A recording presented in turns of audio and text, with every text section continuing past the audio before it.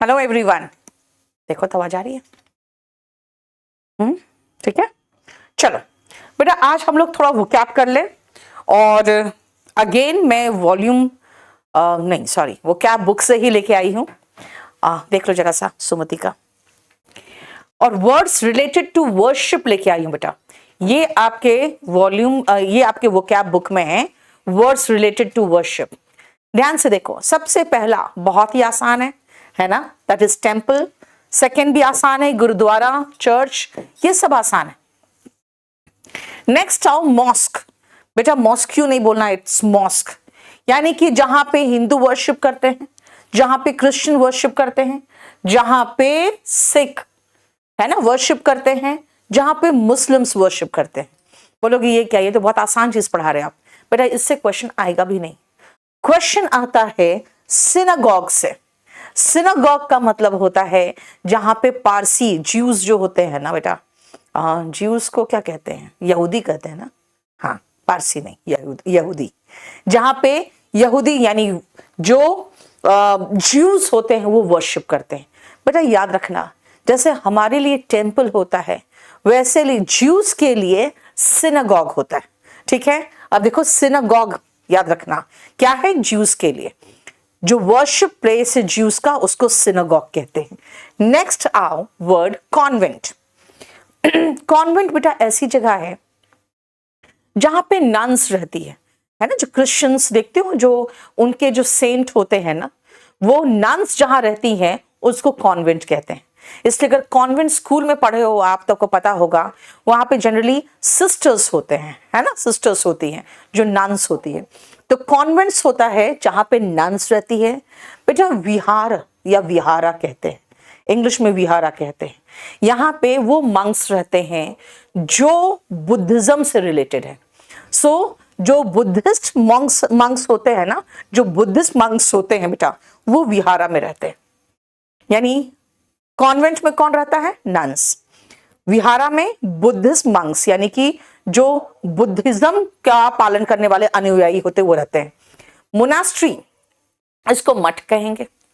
अब मोनास्ट्री तो अलग अलग तरह के भी हो सकते हैं, हर धर्म के मोनास्ट्रीज होते हैं। तो बस याद रखना मोनास्ट्री होता है जहां पे मंक्स रहते हैं। बेटा मॉन्क्स नहीं कहना, मंक्स बोलते हैं, ठीक है ना। तो जहां पे मंक्स रहते हैं वो मोनास्ट्री कहलाते हैं। ओके, श्राइन क्या है, देखना कई जगह पे कहोगे भाई यहाँ पे सिखों का श्राइन है, यहाँ पे मुस्लिम्स का श्राइन है। श्राइन ऐसा जगह होता है बेटा जो होली प्लेस होता है, a place of worship that is Holi. Holi का मतलब होता है पवित्र, ठीक है। होली का मतलब क्या है, पवित्र। Because of a connection with a Holi person और ऑब्जेक्ट। या तो वहां पे उसने बैठ के वो पूजा करता था, या मरने के बाद वहां पे उसे दफनाया गया हो, वो एक श्राइन बना दिया जाता है किसी के लिए। तो वो होली प्लेस होता है जहां पे कोई वर्शिप करता है, वर्शिप किया जाता है, क्योंकि वो किसी से कनेक्टेड है। स्तूप, आप पढ़े होंगे स्तूप के बारे में हिस्ट्री में। ये एक इस तरह का शेप का होता है और इरेक्टेड होता है बुद्धिज्म से रिलेटेड। सो बुद्धिस्ट श्राइन्स के जगह पे आपको दिखेगा स्तूप। स्तूप होते हैं कई जगह पे, आप देखोगे ये जो स्तूप होते हैं ना, उसमें बहुत सारी बातें लिखी होती है बुद्धिज्म से रिलेटेड। तो उसी से तो जानकारी मिली कि किस काल में स्तूप बना, किसने बनाया, बुद्धिज्म के किस फेज से रिलेटेड है वो। ठीक है, देखो a dome shaped structure erected as a Buddhist shrine. ऐसा स्ट्रक्चर रहता है और बुद्धिस्ट श्राइन से रिलेटेड होता है, ठीक है। अनुज क्या क्लियर नहीं आ रहा बेटा? मंक्स का मतलब बेटा जैसे होता है ना, क्या कहते हैं, मठ में मठाधीश जो होते हैं, है ना, वो सब जो रहते हैं सारे अनुयायी रहते हैं, ठीक है ना। सारे जो पूजा पाठ करने वाले पुजारी टाइप के लोग होते हैं वो रहते हैं। यह सांची स्तूप बहुत फेमस है, अशोक के बहुत सारे स्तूप है ना। नेक्स्ट आओ, वही बताया मैंने। अब आपने पूछा मैम मंक कौन होता है, तो मैंने क्या कहा, जो साधु होंगे, जो सन्यासी होंगे, कोई रिलीजियस ग्रुप का कोई एक मेंबर। जनरली ये अनमैरिड होंगे, शादी नहीं करते, और ये किसी हु लिव इन अ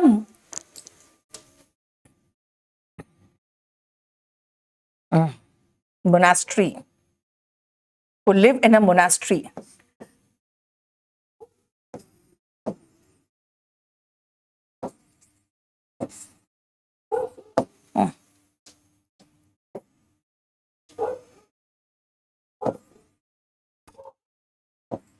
अरे यार क्या हो रहा है?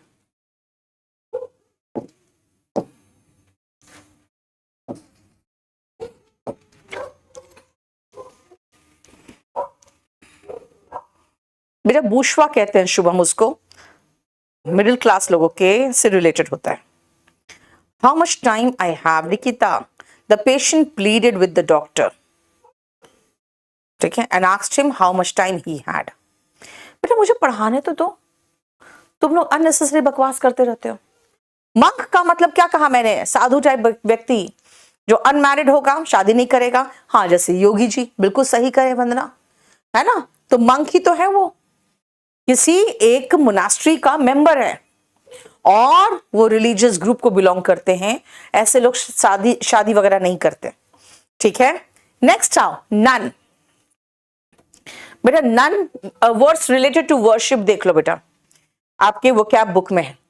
नन वैसी सेम अनमैरिड वुमेन जो कहाँ रहती है, जो कॉन्वेंट में रहती है। बेटा ये क्रिश्चियंस होती है, ठीक है, member of a female religious group who live in chastity. Chastity का मतलब होता है बेटा पवित्रता, पवित्रता। ये लोग शादीशुदा नहीं होती और बिल्कुल पवित्र लाइफ बिताती हैं और ये शादी नहीं करती, ठीक है। समझ में आया नन? हाँ, मंक में दो दो एग्जाम्पल आपके पास है, लखन, रामदेव, बाबा रामदेव, है ना, योगी जी, ठीक है, पेज 274 है, ठीक है, ठीक है, समझ में आ गया। मंक एंड नन यानी कि मेल पुरुष है, शादीशुदा नहीं, किसी रिलीजियस ग्रुप का, और मठ में रहते हैं तो वो मंक है। शादीशुदा नहीं है, महिला है और कॉन्वेंट में रहती है, वो नन है। नेक्स्ट आओ, ऑल्टर। बेटा जब आप किसी चर्च में जाओगे ना तो थोड़ा जो ऊंचा स्थान होता है, सीढ़ी चढ़ के, जहां पे खड़े होके लड़का और लड़की एक दूसरे से शादी के वचन आपस में एक्सचेंज करते हैं, ठीक है ना, उस जगह पे ऑल्टर कहते हैं उसको। तो इसीलिए क्रिश्चियंस लोग जब एक दूसरे को प्रपोज करते हैं ना, तो कई बार पुरुष ये कहेगा महिला को, I want to take you to the altar, यानी कि ऑल्टर मतलब हुआ कि वही ऊंचा स्थान पे ले जाऊंगा अपने चर्च में, जहां पे दोनों एक दूसरे से प्रण लेंगे कि हाँ शादी, I take you as my husband, I take you as my wife, वो कहते हैं, एक दूसरे से जो वचन होते हैं वो एक्सचेंज करते हैं। बेटा याद रखना, अगर आप हिंदू धर्म की बात करोगे तो ऐसे ही ऊंचे स्थान पे जहां पे बलि चढ़ाई जाती है उसको ऑल्टर कहते हैं, TAR, ठीक है ना। So altar, a high table like structure that is in the centre of a religious ceremony और offerings for God.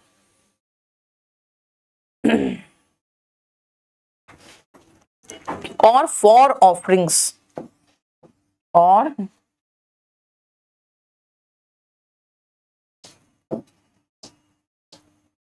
used for offerings for God, जो मैंने कहा जिसमें बलि वगैरह या चढ़ावा वगैरह चढ़ाया जाता है, ठीक है। मदर टेरेसा नन थी, वेरी गुड मानसी, फेमस, आप जानते हो जिनको, उसी का नाम ले रहे हो, सही है।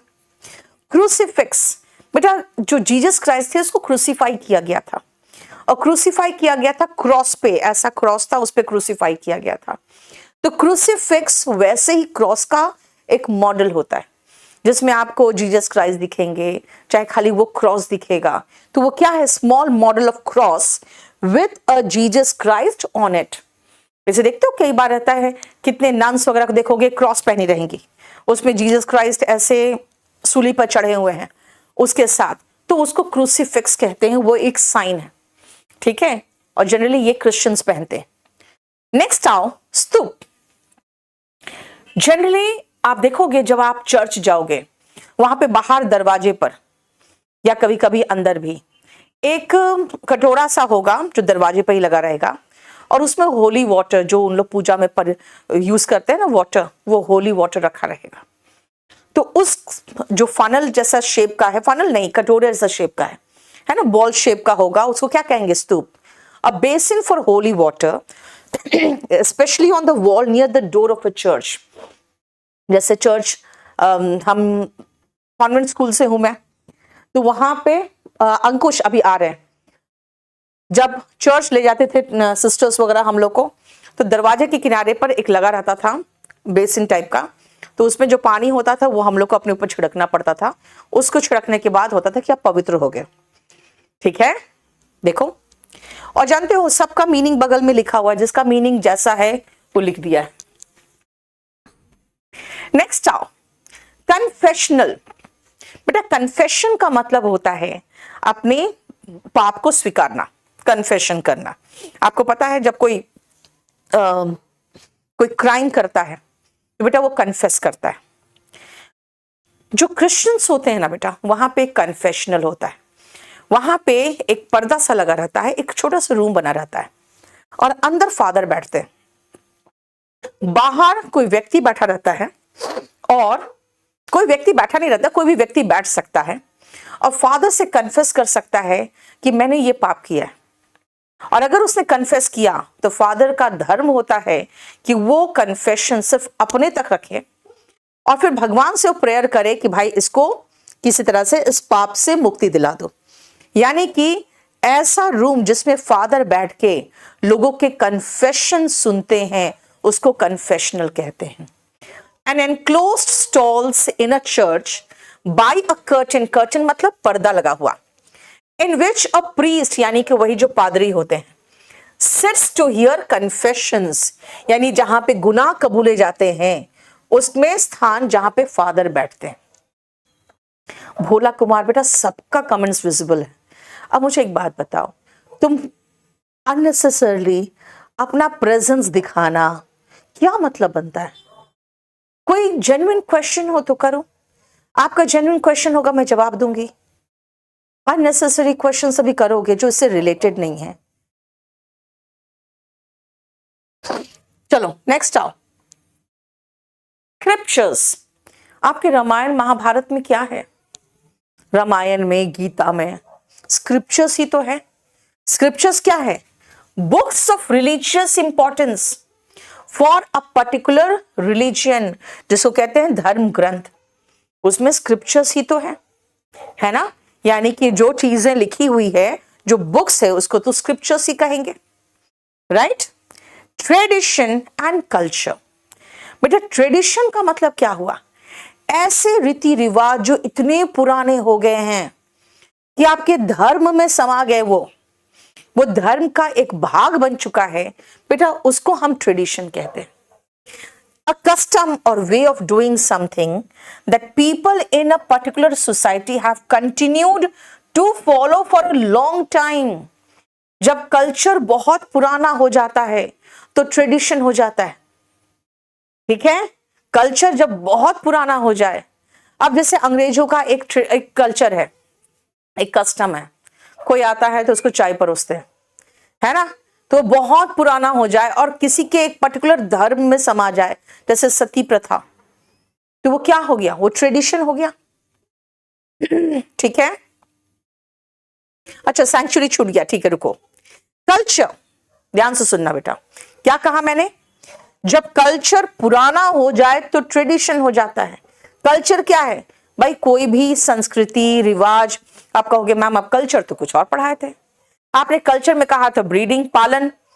बेटा जब वो पिस्सी के बाद आया तो पिस्सी कल्चर, मछली पालन। सेरिकल्चर, सेरिकल्चर का मतलब हो गया जो रेशम की कीड़े हैं उसका पालन, है ना। एविकल्चर, पंछी पालन। एपीकल्चर, मधुमक्खी पालन। लेकिन यहां पालन नहीं है, यहां पे कल्चर है, जो आपके हिस्ट्री में जो कल्चर पढ़ते हो। संस्कृति, कल्चर, रिवाज, कस्टम, प्रथा बहुत पुरानी हो गई, प्रथा बन गई तो ट्रेडिशन। समझ में आया? यस, दास प्रथा था, खत्म हो गया। सती प्रथा खत्म हो गया। आप कहोगे मैम प्रथा क्यों? बेटा बहुत पुराना था, बहुत ही पुराना था, इसीलिए प्रथा, इसीलिए ट्रेडिशन। ठीक है, कस्टम नया ही है, मतलब बहुत ज्यादा पुराना नहीं है। धर्म में खासकर समा जाए तो ट्रेडिशन, और कल्चर, कहीं की संस्कृति की पढ़ाई कर रहे हो तो वहां की कल्चर की पढ़ाई करते हो आप। The custom of beliefs of a particular society, वहां का कल्चर। ठीक है। सैंक्चुरी, सुनो बेटा, सैंक्चुरी का दो मतलब है। एक तो सैंक्चुरी होते हैं जहां पे जानवरों को कुछ ऐसे जगह पे रखा जाता है जहां पे उसका प्रोटेक्शन हो सके। वाइल्ड लाइफ सैंक्चुरी जानते हो ना, है ना, फॉरेस्ट में तो अंधाधुंध हंटिंग होती थी, तो थोड़ा उसको प्रोटेक्शन दिया जाता है।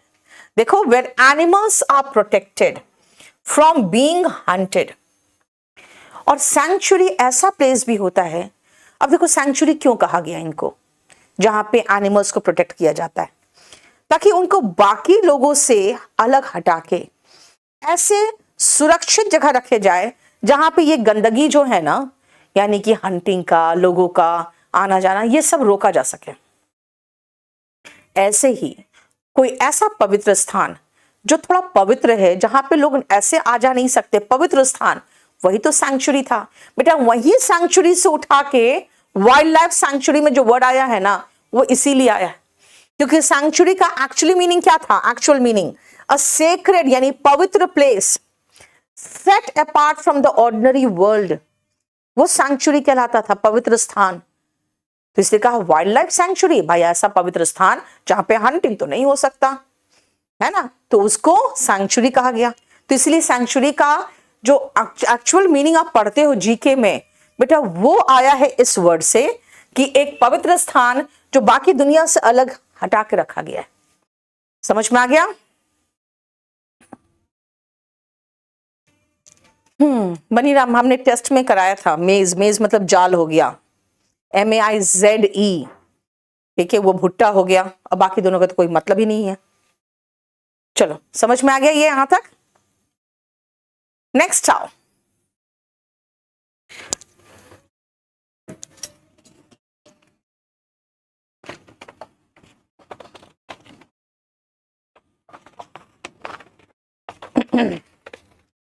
बिलीफ। बिलीफ का मतलब विश्वास, मान्यता।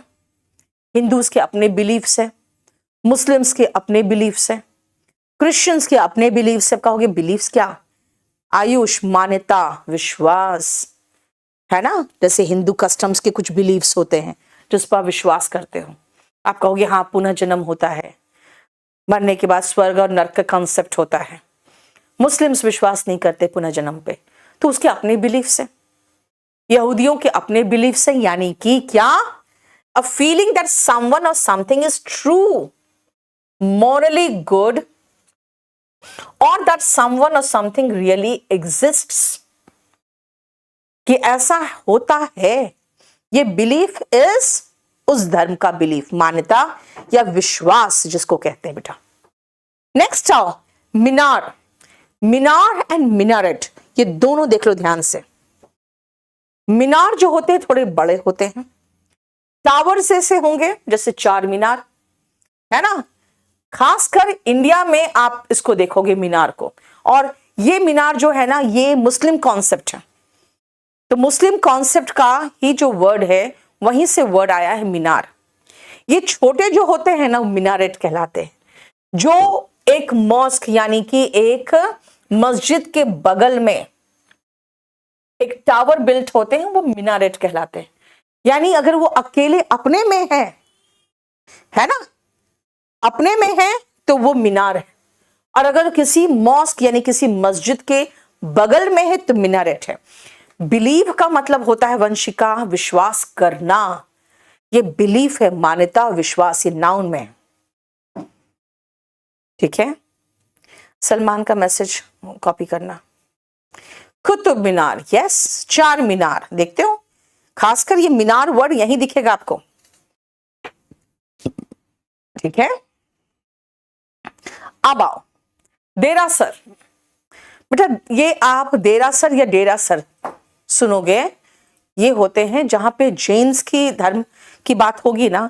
आप अगर चले जाओगे, जैसे गिरिडीह के पास है मधुबन, अगर वहां चले जाओगे तो वहां पे आपको जो उनके टेम्पल्स दिखेंगे ना जैन्स के, उसको डेरासर कहते हैं। वो a temple for the followers of Jainism, यानी कि अगर यहूदियों का है तो सिनागॉग, और अगर जैन्स का है तो डेरासर। ठीक है। आयुष निगम, मैम मेरे कमेंट्स पढ़ पा रही हैं? अब बेटा अगर हम पढ़ लेंगे तो क्या कर लेगा तुम, और नहीं पढ़ेंगे तो क्या करोगे? अब मतलब कमेंट तुम्हारा पढ़ ले तो क्या पढ़ ले, कोई ढंग का कमेंट हो तो पढ़ लू मैं। हाँ। Mono, a table of flat surface where offering are made to a deity. क्या कहते हैं उसको, अभी तो बताया था, altar. Yes Ghanshyam Parasnath, yes. तो वहां पे आपको दिखेगा डेरासर। ठीक है, यानी कि टेम्पल फॉर द जैन्स को डेरासर कहते हैं। बेटा मीनार, बड़े बड़े मीनार होते हैं, है ना, और कोई मीनार अगर छोटे हो और किसी मॉस्क यानी कि जो मस्जिद उसके बगल में हो वो मिनारेट हो, मिनारेट कहलाते हैं। ठीक है। नेक्स्ट आओ, कल्ट। कल्ट क्या है बेटा? ये पंथ होते हैं, अलग अलग पंथ, जैसे कहते हैं ना अब हिंदू के अंदर, हिंदूज के अंदर अब देखोगे सिख को, बुद्धिस्ट को, सबको इनको पंथ मान लिया गया है हिंदुइज्म के अंदर ही। आप अगर हमारे कॉन्स्टिट्यूशन वगैरह के अनुसार चलोगे तो वही तो है। A system of religious belief, especially the one not recognized as an established religion।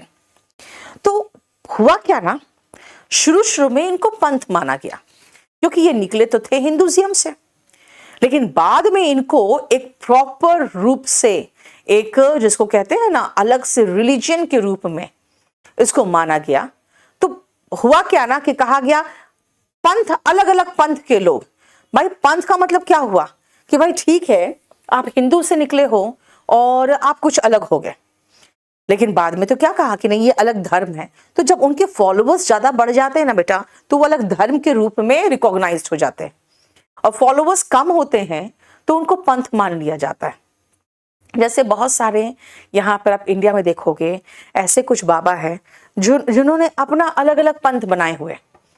जैसे एक है निरंकार, है ना, वो कहते नहीं भगवान का कोई आकार नहीं है, तो उनके जो फॉलोअर्स है वो कोई भी मूर्ति पूजा नहीं करते हैं, तो वो पंथ है, अलग पंथ है, हालांकि वो है हिंदूस। तो इसीलिए जिनको हिंदुइज्म जिनको रिलीजन के अंदर रिकॉग्नाइज नहीं किया गया है, लेकिन वो कुछ अलग से बिलीव्स है। ठीक है। The farmers grow dash in their fields, crops in the field होगा, और क्या होगा? यस।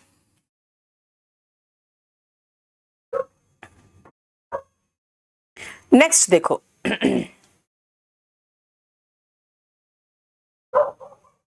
सुनो,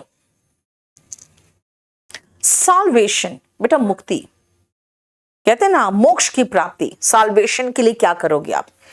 द एक्ट ऑफ सेविंग और प्रोटेक्टिंग फ्रॉम हार्म, रिस्क और लॉस। भाई मेरा कुछ घाटा ना हो जाए, कोई रिस्क ना हो, है ना, तो इस तरह के जो फीलिंग होते हैं उससे जो मुक्ति होता है उसको साल्वेशन कहते हैं, मोक्ष जिसकी प्राप्ति के लिए कहते हैं। तो मोक्ष का इंग्लिश हुआ साल्वेशन। खुशबू नहीं पता बेटा, ये सब अननेसेसरी क्वेश्चन मत पूछो, ठीक है। हिस्ट्री के क्वेश्चंस मुझसे क्यों पूछ रहे हो? आप हिस्ट्री के टीचर से पूछिए, ये सब चीजें मुझे क्या पता। साल्वेशन का मतलब क्या हुआ कि किसी को लॉस से या हार्म से या रिस्क से मुक्ति इस साल्वेशन यानी मोक्ष। तो कहते हैं मोक्ष की प्राप्ति के लिए आप लालच, ईर्ष्या ये सब छोड़ दो, right. Of course Ritika live class है। नेक्स्ट आओ, मेटिन्स and VSEPR.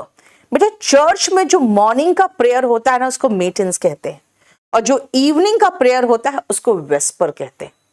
Morning prayer matins, evening prayer vesper. Morning prayer in a church, बेटा हम अपने धर्म की बात नहीं कर सकते कि हर धर्म की बात करेंगे, हम सिर्फ क्रिश्चियन की बात करेंगे तभी मेटिन कहना। एक सेकंड को,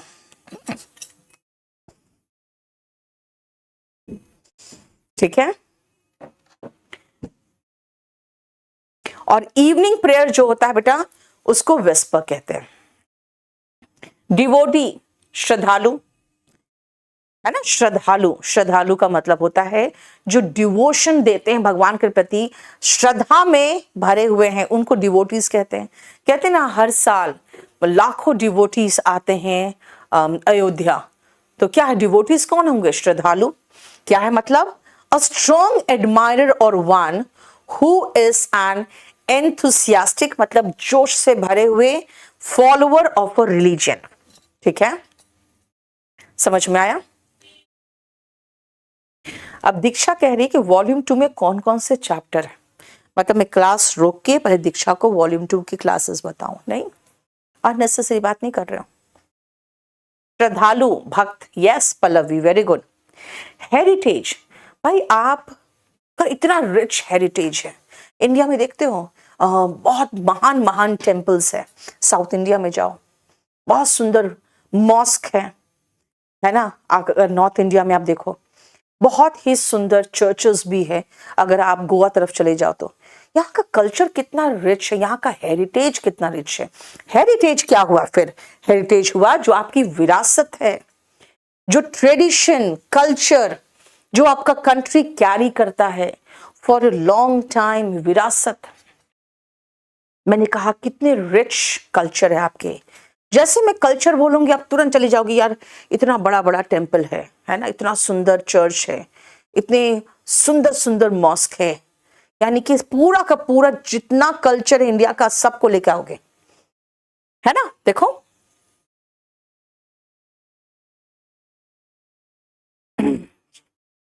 नेक्स्ट आओ,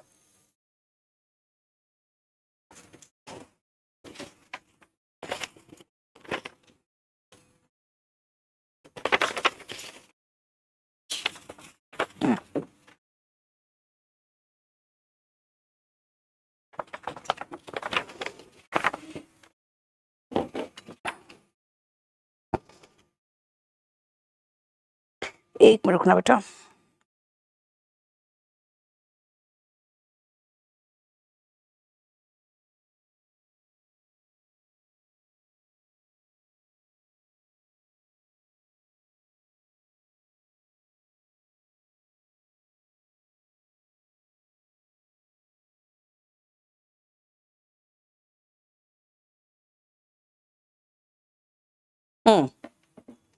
नेक्स्ट आओ, कैथेड्रल, बहुत बड़ा जो चर्च होता है ना उसको कैथेड्रल कहते हैं। क्या कहा मैंने, बहुत बड़ा चर्च इज कैथेड्रल। तो आप इसी का एंटोनिम याद रख लेना, chapel, a small church.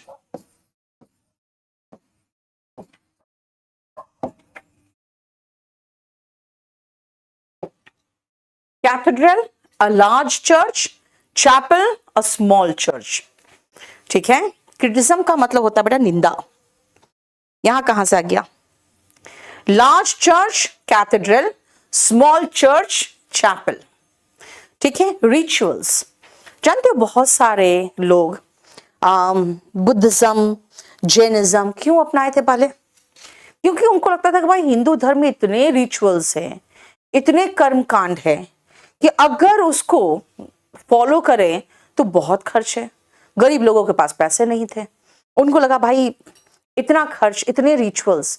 Ritual का मतलब होता है बेटा a way of doing something in which the action is done in the same way every time. मतलब बीच में ऐसा हो गया था कि छोटी छोटी चीजों के पीछे इतने सारे कर्म कांड जुट गए थे ना। जैसे अगर किसी के हाथ से एक बिल्ली का हत्या हो जाए तो उसके पीछे बहुत बड़ा उसको पूजा आहुति और बहुत कुछ करना पड़ता था। तो रिचुअल होते हैं वही कर्म कांड छोटे छोटे जिससे मिलके वो पूरा का पूरा कंप्लीट वो प्रोसेस बना है। जैसे शादी में, आप शादी में देखोगे बहुत सारी चीजें होती है, बहुत सारे रिवाज होते हैं, पूरी रात भर शादी होती रहती है, नहीं तो वही रिचुअल है, a way of doing something in which the action is done in the same way every time. ठीक है, पिलग्रिमेज, पिलग्रिमेज पे लोग अब अयोध्या जाएंगे। पिलग्रिमेज का मतलब क्या हो गया, तीर्थ यात्रा, और तीर्थ यात्रा करने वाले को क्या कहोगे, पिलग्रिम। ठीक है, जैसे तीर्थ यात्रा करते हैं ना, वैष्णो देवी जाते हैं, अब pilgrimage to Vaishno Devi. And how many pilgrims go to Vaishno Devi every month, मतलब कितने तीर्थयात्री जाते हैं हर साल। हर महीने, ठीक है। सैंक्टम सैंक्टोरम, जो गर्भगृह होता है जहां पे एक्चुअली उस भगवान को स्थापित किया जाता है ना। कहते हैं ना मंदिर, बहुत बड़ा मंदिर है, अयोध्या में भी मंदिर बहुत बड़ा होगा, लेकिन जहां राम जी होंगे और सीता और राम का एक गर्भगृह होगा जहां पे उनकी स्थापना होगी, है ना। The innermost part of a temple where the gods and goddesses are placed, याद रखना, ठीक है, जहां पे देवी देवता को रखा जाता है। मंदिर तो बहुत भव्य, बहुत बड़ा होता है, लेकिन जहां पे उसको कहते हैं गर्भगृह, क्योंकि गर्भ मतलब समझते हो ना, जहां पे बच्चा होता है शरीर में वो गर्भ होता है। तो वैसे मंदिर में जहां पे मेन भगवान होंगे वो गर्भगृह कहते हैं उनको, ठीक है। देखो नेक्स्ट आओ, स्टैच्यू एंड आइडल। अगर आप पूछोगे कि मैम इन दोनों में डिफरेंस क्या है, ये पहले बताओ। किसी भी मूर्ति बना दो, स्टैच्यू हो गया, है ना। अब देखो जैसे बहुत जगह पे आपको महात्मा गांधी की मूर्ति दिखोगे तो क्या कहोगे, स्टैच्यू ऑफ महात्मा गांधी, है ना। स्टैच्यू किसी का भी आप अगर बनाओगे, मूर्ति बनाओगे, वो स्टैच्यू होगा। लेकिन अगर वही कृष्ण का हुआ तो स्टैच्यू नहीं कहोगे, क्योंकि उसको उठा के लाके कहीं स्थापित कर दोगे तो वो आइडल हो जाएगा। IDOL में ओ का प्रोनाउंसिएशन नहीं होता, याद रखना, आइडल। इसका मतलब मूर्ति जिसकी आप पूजा करते हो, और स्टैच्यू मूर्ति। देखो, a figure of a person और an animal that is made of stone और मेटल, वही statue. An idol, a statue that people treat as a god. तो आइडल से बना हुआ बेटा वर्ड है आइडलेट्री। आइडल का मतलब हो गया क्या, मूर्ति जिसकी पूजा होती है। तो मूर्ति पूजन को क्या कहेंगे, आइडलेट्री, है ना। नेक्स्ट वर्ड बहुत फेमस वर्ड है, ब्लास्फेमी एंड सैक्रिलेज। खासकर ब्लास्फेमी बहुत फेमस है, क्योंकि ब्लास्फेमी लॉ है यार कहीं कहीं, और वहां पे अगर आप उनके ईश्वर के खिलाफ कुछ बोल दोगे फांसी की सजा है। सो ब्लास्फेमी क्या है, स्पीकिंग डिसरेस्पेक्टफुली अबाउट गॉड, यानी किसी ईश्वर के लिए आप अब शब्द का इस्तेमाल करते हो, उस प्रोसेस को कहते हैं ब्लास्फेमी। राइटिंग और speaking about God in a way that shows disrespect, इसके लिए दो वर्ड है, ब्लास्फेमी, सैक्रिलेज। इसको एक और वर्ड से कहते हैं प्रोफेनी।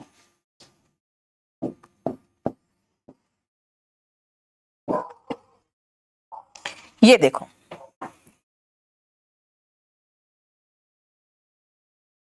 Yes Pallavi, statue of liberty, statue of unity, very good, ठीक है बेटा। आइकनोक्लास्ट हो गए जो परंपरा को नहीं मानते। यहां ब्लास्फेमी तो आप उनकी निंदा कर दे रहे हो, आप शब्द बोल दे रहे हो। राजकुमार पढ़ाई कर लो, ठीक है। IDLE बेटा, रोशन, बेकार, बिना काम का बैठे हुए हो, idol. I am sitting idle, मेरे पास कोई काम नहीं है।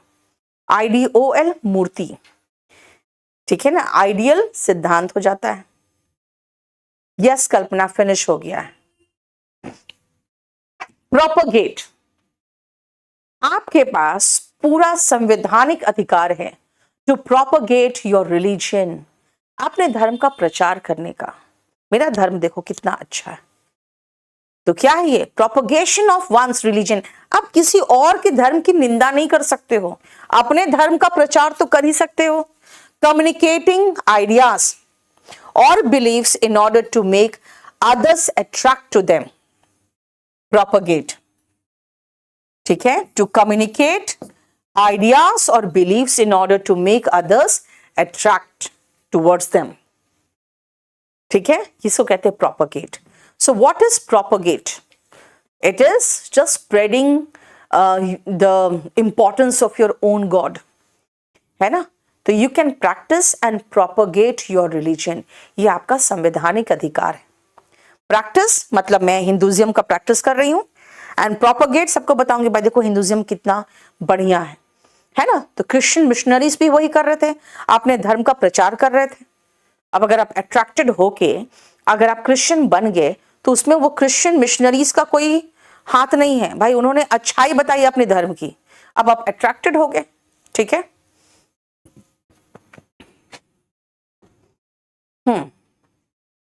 नेक्स्ट देखो 41 to 45।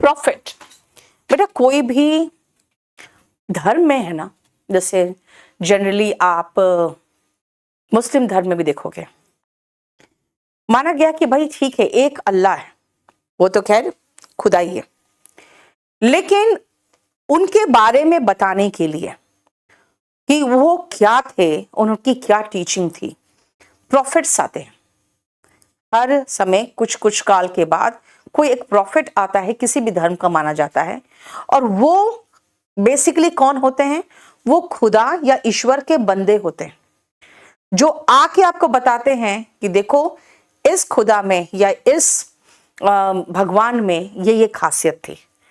और वो बार बार जो प्रॉफिट आते हैं ना, तो कहते हैं उनको भगवान ही भेजे होते। सो प्रॉफिट कौन है? A person who is sent by God to teach people and give them messages, है ना।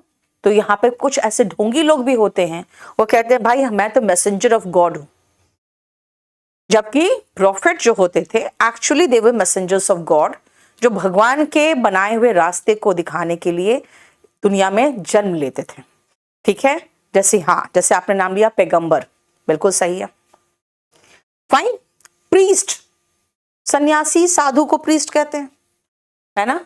अब अगर कहोगे मैम प्रीस्ट जो होते हैं क्रिश्चियन में कौन होते हैं, बेटा चर्चेस में फादर होते हैं, है ना।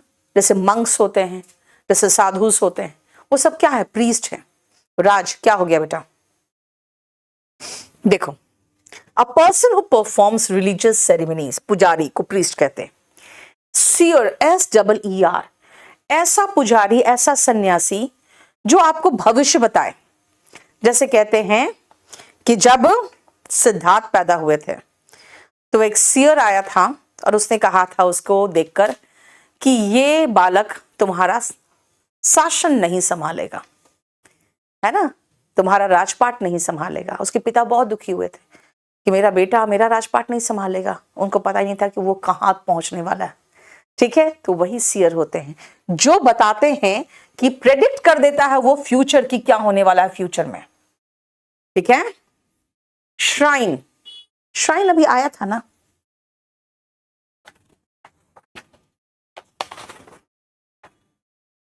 नाइन्थ में श्राइन आ चुका है, रिपीट हो गया है श्राइन।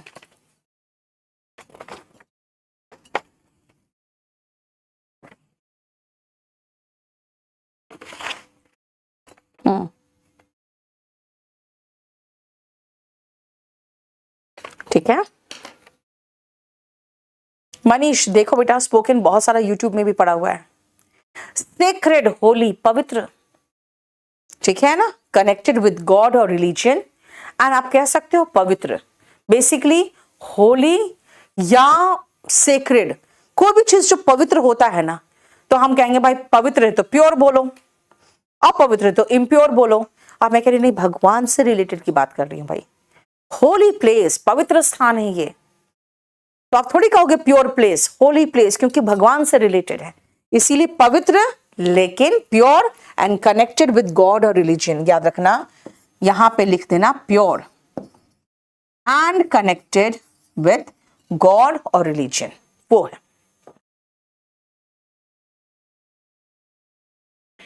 नेक्स्ट आओ जरा इसको देखो,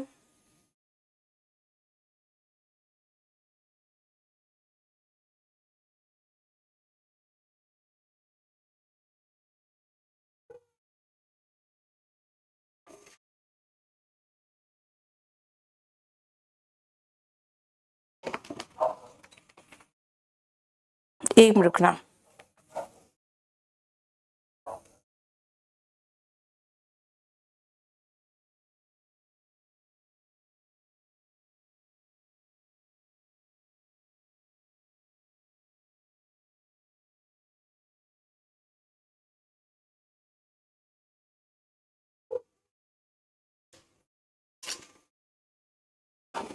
हम्म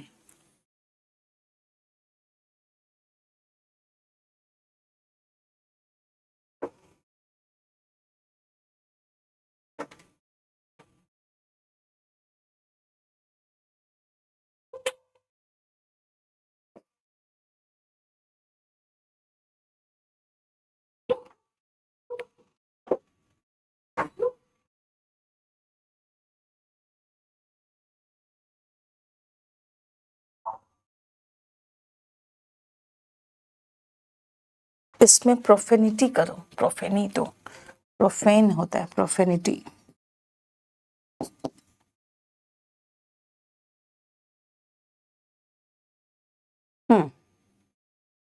प्रोफेनिटी बेटा वही ब्लास्फेमी, जहां पे मैंने आपको लिखाया था ब्लास्फेमी, सैक्रिलेज और प्रोफेनिटी, तीनों एक साथ लगा दिया। इसको लिखने की फिर अलग से जरूरत नहीं पड़ेगी, है ना। प्रोफेनिटी इज वही same act that shows disrespect for a religion और रिलीजियस बिलीफ। टेस्टामेंट बेटा old testament and new testament अब देखोगे क्रिश्चियंस का है। ओल्ड टेस्टामेंट बहुत कुछ है उसमें, मुस्लिम्स के साथ कॉमन दिखेगा आपको। न्यू टेस्टामेंट यानी कि कुछ नए बिलीव्स है और उसके बाद उसको फॉलो करने लगे क्रिश्चियंस। तो टेस्टामेंट वही है सेट्स ऑफ बिलीव्स, यानी कि ऐसे मान्यताएं या विश्वास। तो उन लोग old testament and new testament use करते हैं। कॉन्ग्रीगेशन बेटा सत्संग, याद है आपको वोकैबुलरी में कराया है मैंने। Forum, place of meeting, place of religious meeting, congregation. Congregation होता है रिलीजियस मीटिंग। चैपल आ गया स्मॉल चर्च, है ना।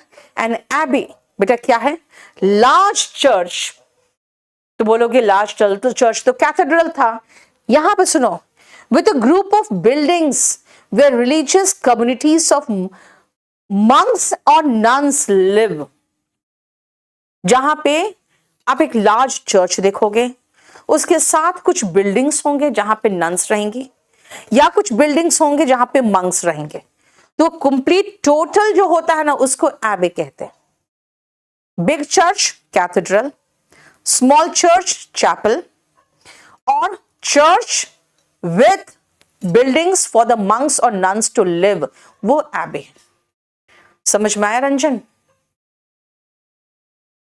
ठीक है, खाली वो बिल्डिंग जहां पे नन्स रहती है उसको कॉन्वेंट कहोगे। नेक्स्ट देखो,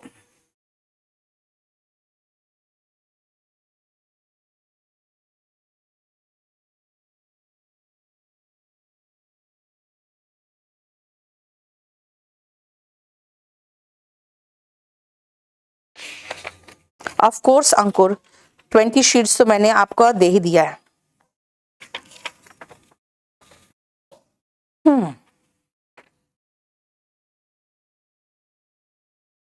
पल्लवी टेम्पल अलग हो गया बेटा, श्राइन तो आप किसी का भी इस्तेमाल कर सकते हो किसी भी रिलीजन के लिए।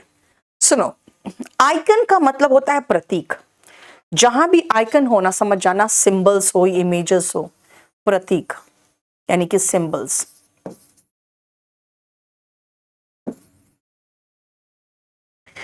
आइकनोमैकी इसका मतलब जब ऐसे कुछ सिंबल्स या प्रतीक हो जो भगवान से संबंधित हो और उसके प्रति एकदम दुश्मनी। कई बार ऐसा होता है, जैसे आप कहोगे, जैसे जितने भी ज्यूस के रिलीजियस प्रतीक थे during the time of Hitler, सबको डिस्ट्रॉय कर दिया गया, क्योंकि उनको क्या था, दुश्मनी था, हॉस्टिलिटी था, यानी दुश्मनी था। ठीक है, तो किसी भी इमेज या आइकन्स के वर्शिप से दुश्मनी इस आइकनोमैकी। और आइकन का मतलब ये हो गया सिंबल्स और आइकन्स। देखो, ठीक है। पीयू बेटा ऐसा कुछ नहीं, हर चीज का रूट मत पूछो। अब PEW वुडन चेयर लगे होते हैं चर्च में, उसमें से किसी एक को बोलोगे तो long wooden seat in a church is pew. Sermon जो उपदेश दिया जाता है ना, रिलीजियस जो धार्मिक टीचर होते हैं, है ना, धार्मिक कोई गुरु होते हैं, उसके द्वारा जो उपदेश दिया जाता है उसको सर्मन कहते हैं। A speech on a religious और moral subject that is given as a part of service in church. आप गुरुद्वारा कह दो, टेम्पल कह दो, कहीं पर भी वो धार्मिक प्रवचन, जो प्रवचन देते हैं ना गुरु, कौन गुरु? धार्मिक गुरु, उसको कहते हैं सर्मन। एपोस्टेट, जब अपने धर्म को त्याग कर किसी और के धर्म में आप चले जाते हो तो आप एपोस्टेट कहलाते हो। हालांकि एपोस्टेट का मीनिंग मैंने पहले 20 शीट्स में कराया है। जो अपने पॉलिटिकल पार्टी, अपना ग्रुप, अपना रिलीजन का त्याग करके दूसरों में चले जाए, वो टर्न कोट का सिनोनिम में एपोस्टेट लिखा था। हालांकि एपोस्टेट एग्जैक्ट वर्ड होता है जब धर्म को छोड़ देते हैं। देखो, लेकिन फिर भी इसको हमने पूरा कंप्लीट में दिया है। वन हु बिट्रेस, यानी कि धोखा देना।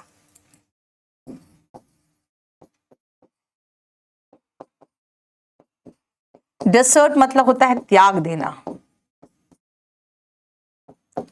हिज रिलीजन, पॉलिटिकल पार्टी और फ्रेंड्स, टर्न कोट, जिसको आप कहोगे डिसर्टर। डिसर्ट करना यानी त्याग देना, तो डिसर्टर हो गया।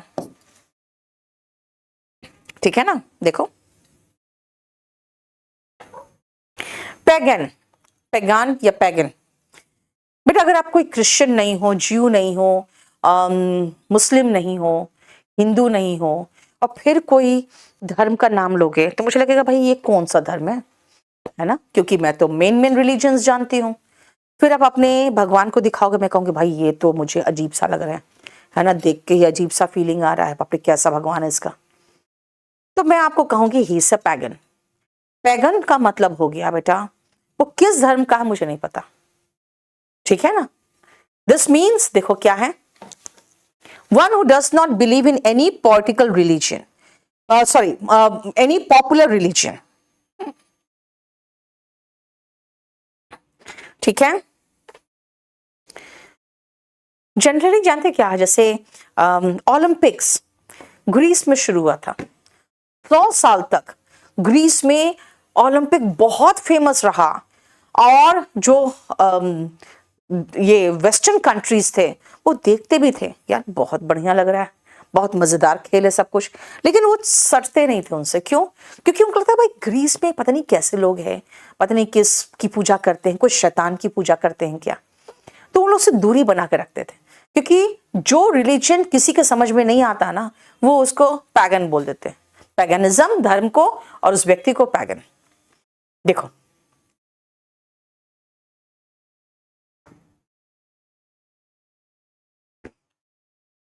अब कुछ लोग कह रहे हैं मैम ताजमहल क्या है? बेटा ताजमहल मस्जिद नहीं है, वो कब्र है। ठीक है? और बहुत ग्रैंड लेवल से बना हुआ कब्र है, बहुत ही भव्य कब्र होता है ना, उसको मसूलियम कहते हैं। टूम का मतलब होता है कब्र, और बहुत ग्रैंड लेवल पे जो कब्र होते हैं वो मसूलियम होते हैं। देखो, बोलो समझ में आया?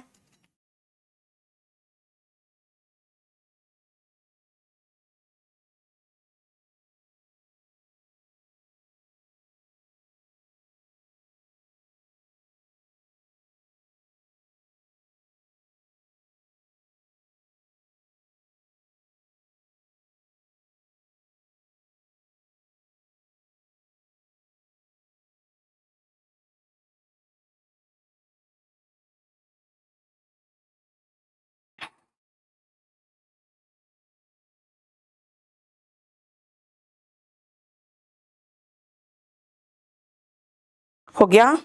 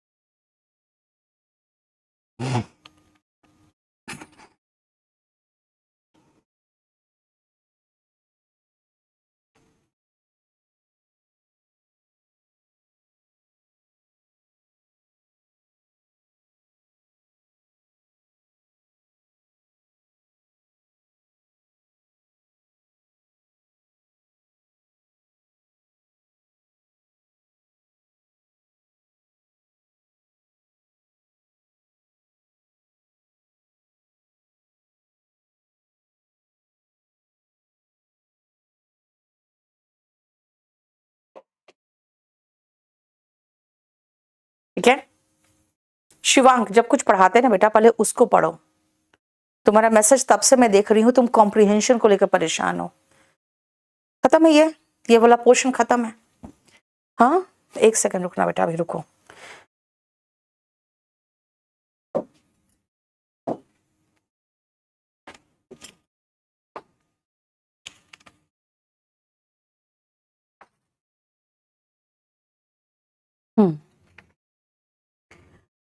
टूम स्टोन क्या होता है बेटा? टूम मतलब हो गया कब्र। कब्र पे एक स्टोन जो होता है ना, जिसपे सारे लिखे रहते हैं, कब पैदा हुआ कब मरा, उसको।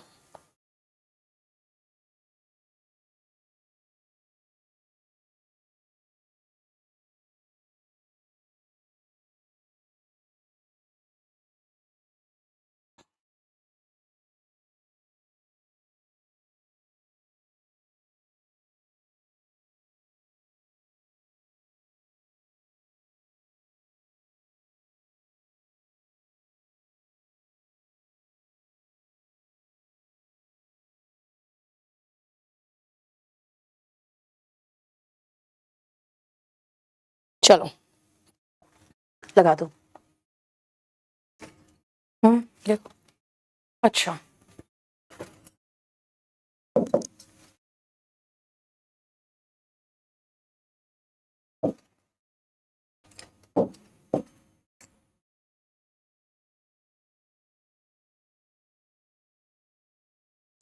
देखो ये जो चैप्टर है ना इंस्ट्रूमेंट से रिलेटेड, बेटा ये आपके फिजिक्स के लिए भी इंपॉर्टेंट है। ठीक है, फिजिक्स के लिए भी इंपॉर्टेंट है, क्योंकि इंस्ट्रूमेंट क्या होता है? कोई भी टूल जिससे कुछ मेजर किया जाता है। यंत्र होता है जिससे हम कुछ नापते हैं या मापते हैं। अब याद रखना, इन सब में आपको एक वर्ड दिखेगा, मीटर। मीटर का मतलब ही होता है, मीटर जहां दिखे METER, ये इंस्ट्रूमेंट है।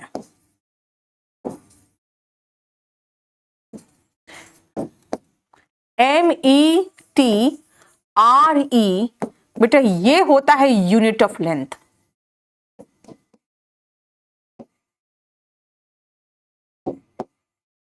ठीक है, ऑल्टी वर्ड हमेशा हाइट बताता है। मतलब मैं जितना रूट है मैं बात कर दूं आपको। ग्राफ कोई भी चीज राइटिंग, ठीक है, और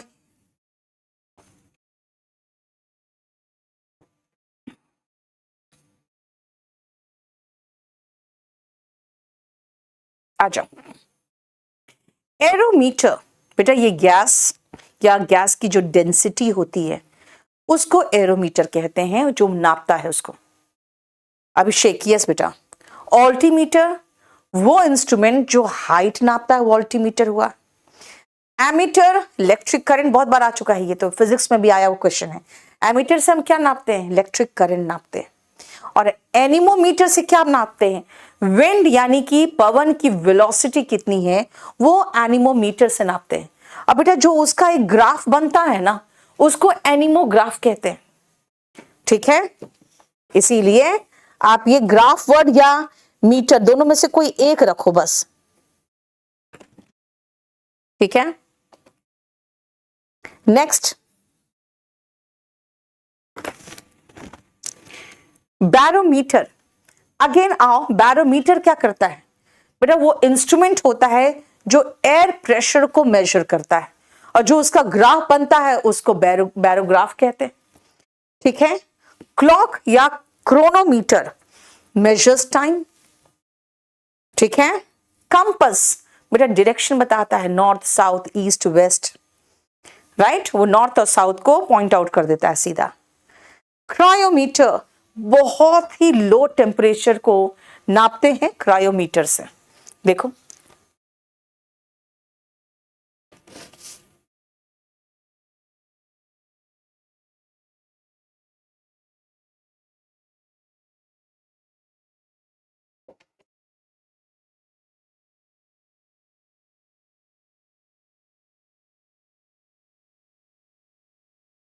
एक सेकंड बेटा।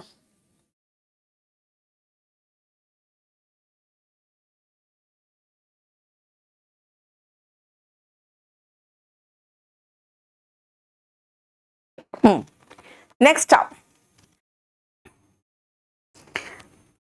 साइटोमीटर। बेटा cyto word has come from cell. ये क्या करता है? काउंट करता है सेल्स को। डेंड्रोमीटर, बेटा dendro word has come from tree. याद रखना इसको भी। Cyto has come from cell. Cytology में क्या पढ़ते हो? स्टडी ऑफ सेल होता है, ठीक है। Dendro has come from tree. ये ट्री का डायमेंशन मेजर करता है, कितना चौड़ा है ट्री, डायमेंशन मेजर करता है। इलेक्ट्रोमीटर, बेटा ये इलेक्ट्रिकल पोटेंशियल मेजर करता है। जो समुद्र होते हैं उसकी गहराई को मेजर करने के लिए फैटोमीटर ओशन के डेप्थ को मेजर करता है। गैलेक्टोमीटर, आप समझते हो ना, जैसे कहते हैं ना गैलेक्टो, जैसे ये लैक्टो वर्ड समझोगे दूध में आ जाना, है ना, तो वो क्या करता है? मिल्क का स्पेसिफिक ग्रेविटी मेजर करता है। उसी से आप पता चल जाता है आपको कि मिल्क में कितना पानी मिला हुआ है। गैल्वेनोमीटर, बेटा इलेक्ट्रिसिटी मेजर करता है। ग्लूकोमीटर ब्लड ग्लूकोज को मेजर करता है। देखते हो मशीन आता है तो से एक छोटा सा बस प्रिक करता है और थोड़ा सा खून लेके वो मेजर कर देता है कि आपके शुगर में, आपके ब्लड में कितना शुगर है। हेलियोग्राफ, बेटा हेलियोमीटर जो होते हैं ना वो सनलाइट की इंटेंसिटी को मेजर करता है और वो जो ग्राफ होता है उसमें वो बताता है, उसमें पोर्ट्रे करता है। हाइड्रोमीटर लिक्विड की डेंसिटी कितनी है, कितना वो गाढ़ा है, कितना पतला है। हाइड्रोमीटर, हाइड्रो मतलब वाटर, तो पानी की मात्रा बता देता है उसमें, उस लिक्विड में। हाइग्रोमीटर ह्यूमिडिटी, आज टेम्परेचर में कितना ह्यूमिडिटी है। ज्यादा ह्यूमिडिटी रहता है तो पता है ना आपको बहुत पसीने आएंगे, है ना, क्लियर। लैक्टोमीटर, बेटा गैलेक्टोमीटर और लैक्टोमीटर, देखो ये देख रहे हो लैक्टोमीटर, यहां पर भी आ रहा था ना, कहां गया? देखो गैलेक्टोमीटर एंड लैक्टोमीटर दोनों सेम काम कर रहा है, नहीं। मैनोमीटर गैस प्रेशर को मेजर करता है। माइक्रोनोमीटर बहुत छोटा period of time, micro seconds को मेजर कर लेता है। ओडोमीटर आपके गाड़ी में होता है, कितना डिस्टेंस ट्रैवल किया आपने वो बताता है। ऑप्टोमीटर ऑप्टिक, आंख से रिलेटेड होता है। टेस्टिंग विजन होता है, ये टेस्ट करता है ऑप्टोमीटर विजन को, ठीक है। फोनोमीटर, बेटा phono has come from the root is sound, तो ये साउंड के लेवल को मेजर करता है। Photo has come from light, photosynthesis में क्या होता है? लाइट के प्रेजेंस में प्लांट सिंथेसिस करता है फूड का। फोटोमीटर लाइट इंटेंसिटी मेजर करता है। पायरोमीटर, बेटा वेरी हाई टेम्परेचर, याद है ना, ये बताया था cryometer very low temperature and pyrometer very high temperature, क्योंकि पायर वर्ड का मतलब होता है आग, ये आग का रूट है। एक आपके शीट में भी है 1 to 20 शीट में। नेक्स्ट आओ rhinoscope. Rhino has come from nose, rhinoceros जानते हो ना, जिसके नाक पे ऐसे सिंग रहता है ना, वहीं से आया है राइनो वर्ड। देखो जब नाक से ही आया हुआ वर्ड है। राइनोस्कोप ये एग्जामिन करता है नोज को, ठीक है, जैसे माइक्रोस्कोप, राइनोस्कोप। सिज्मोग्राफ, बेटा दो वर्ड याद रखना, रिक्टर स्केल, सिज्मोग्राफ, ये रिलेटेड टू अर्थक्वेक है। देखो records earthquake, seismograph and Richter scale, मैंने बताया था आपको नहीं, रिक्टर स्केल पे seismometer intensity of earthquake measure करता है।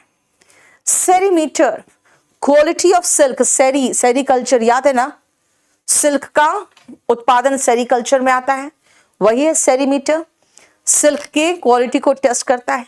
सोनोग्राफ, बेटा sono has come from the word sound, ठीक है ना, records and analysis of sound ये सोनोग्राफ करता है। स्पेक्ट्रोमीटर वेवलेंथ ऑफ लाइट और स्पेक्ट्रम को, स्पेक्ट्रो वर्ड आ गया है ना, स्पेक्ट्रम जानते हो ना, व्हाइट लाइट का 7 कलर्स का जो बैंड होता है, उसको सबका वेवलेंथ मेजर करना, दैट इज स्पेक्ट्रोमीटर करता है। एंड स्पेक्ट्रोस्कोप क्या करता है, वो एक स्पेक्ट्रा बनाता है डिस्पर्सिंग रेज ऑफ लाइट। वो जो करता है वो स्पेक्ट्रोस्कोप होते हैं।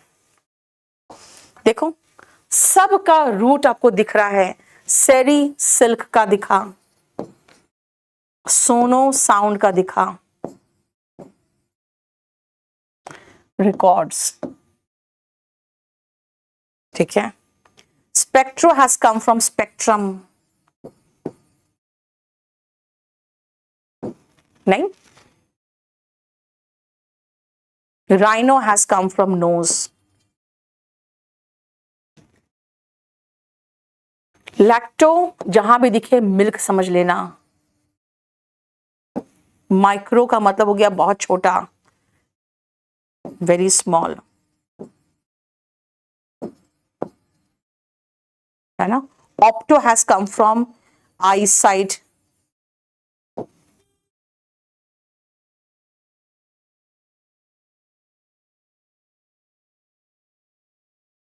नेक्स्ट आप स्पिग्मोमैनोमीटर, याद रखना इतना लंबा चौड़ा है।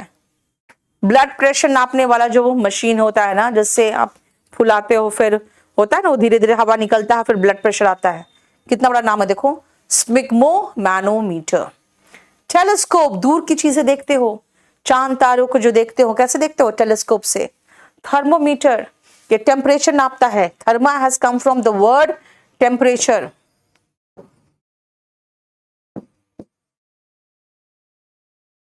यूरोमीटर रेनफॉल मेजर करता है, and voltameter electric current measure करता है। देखो विंड वेन, ये एक ऐसा होता है, देखोगे कई बार ओपन फील्ड में एक मुर्गा बना रहेगा, नहीं, वो जिस तरफ डायरेक्शन में वो पॉइंट करेगा, उसका मुंह समझ आना उधर ही आज हवा बह रही है, नहीं। तो विंड वेन क्या करता है, वो विंड का डायरेक्शन बताता है, ठीक है। बस खत्म हो गया, ये दोनों हमने खत्म कर दिया आज, बस इतना ही रहने दो आज।